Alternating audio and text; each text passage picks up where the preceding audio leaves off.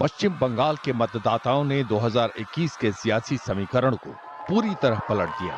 TMC सत्ता से बेदखल हो गई है और बीजेपी को पहली बार सरकार बनाने का मौका मिला है।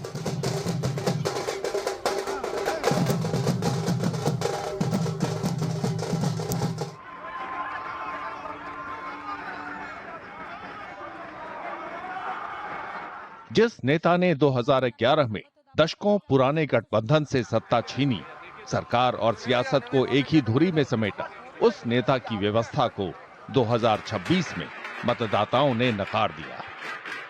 समकालीन भारतीय राजनीति में कम ही नेताओं को ममता बनर्जी की तरह पूरी तरह अपनी पार्टी का प्रतिनिधित्व करने का मौका मिला है। 15 साल में नेता और संगठन के बीच का अंतर लगभग पूरी तरह घुल मिल गया था। उनकी सरकार में शासन, कल्याणकारी योजनाएं, उम्मीदवारों का चुनाव और चुनावी संदेश केंद्रीकृत तंत्र से संचालित होते रहे।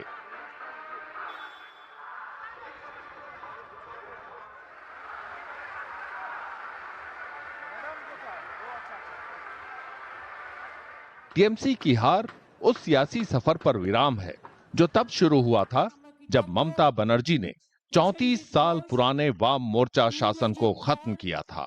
एक ऐसी सरकार बनाई जो कल्याणकारी योजनाओं के विस्तार, प्रशासनिक नियंत्रण और लगातार राजनीतिक लामबंदी पर आधारित थी। कभी ममता बनर्जी ने प्रतिकूल हालात को फायदे का सौदा बनाया था, इस बार वे वैसी ही प्रतिकूल चुनौतियों से निपटने में नाकाम रही।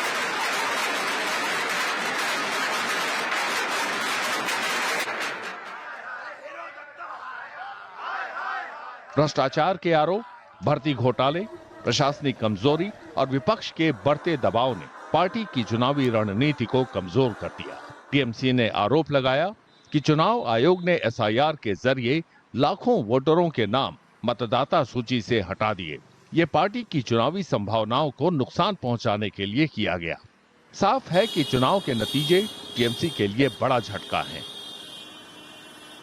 शुरुआती रुझानों में बीजेपी की बढ़त को देखते हुए ममता बनर्जी ने अपने कार्यकर्ताओं से संयम बरतने की अपील की।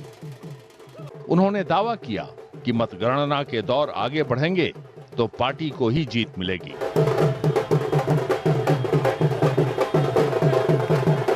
আমি সব আমাদের কাউন্টিং এজেন্টদের, আমাদের সমস্ত পার্টির কর্মীদের বলবো, অত মন খারাপ করার কারণ নেই।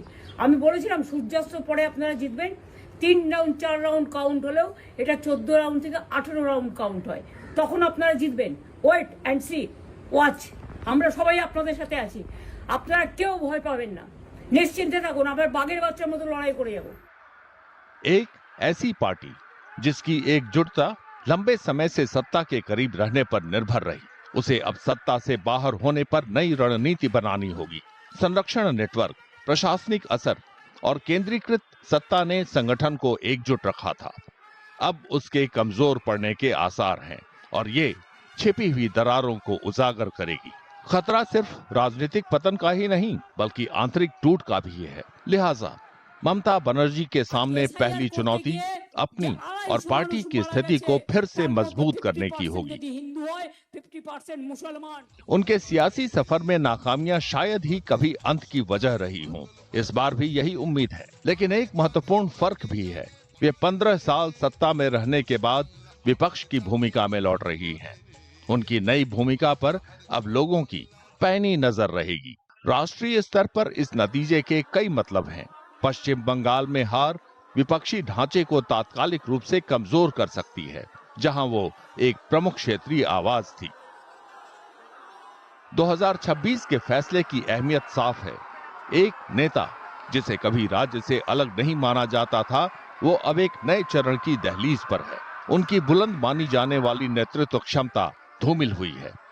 फिर भी ये फैसला उन्हें पूरी तरह नहीं मिटाएगा। कई राजनीतिक जानकारों का मानना है कि ममता बनर्जी अब भी पश्चिम बंगाल की इकलौती नेता हैं जिन्हें पूरे राज्य में विभिन्न क्षेत्रों, वर्गों, समुदायों का समर्थन हासिल है। राजनीतिक रणनीति को समझने की, मतदाताओं से जुड़ने की और टकराव से निपटने की उनकी सहज क्षमता अब भी बरकरार है। कई लोग ये भी कहते हैं कि दीदी के नाम से मशहूर ममता बनर्जी के लिए चुनावी नतीजे ना तो पतन है और ना ही अंत।